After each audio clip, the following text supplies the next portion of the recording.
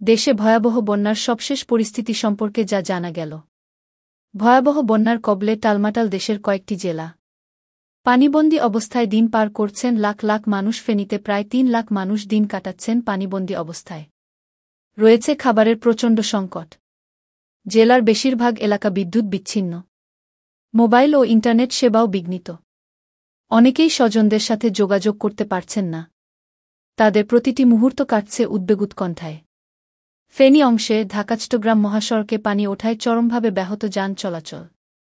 যানজট পৌঁছেছে চরমে। পরশুরাম, ছাগলনাইয়া ও ফুলগাজীর দুর্গত এলাকার মধ্যেই ৫,০০০ বাসিন্দাকে ইতোমধ্যে বাসাবাড়ির ছাদ ও নিরাপদ আশ্রয়ে নিয়েছে বিভিন্ন বাহিনী। অন্যদিকে বানের জলে তলিয়ে আছে নোয়াখালী সদর, বেগমগঞ্জ ও সোনাইমুড়ীসহ মোট ৭ উপজেলার বিস্তীর্ণ এলাকা।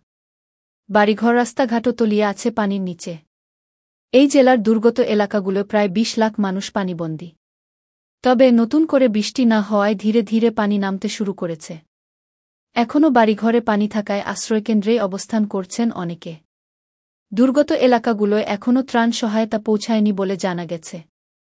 কুমিল্লার সদর দক্ষিণ, চৌদ্দগ্রাম, নাঙ্গলকোট, বুড়িরচংসহ ১৪ উপজেলার ১১৮টি ইউনিয়ন বন্যার পানিতে তলিয়েছে। সেসব জায়গায় পানিবন্দী আছেন প্রায় ৬.৫ লাখ মানুষ।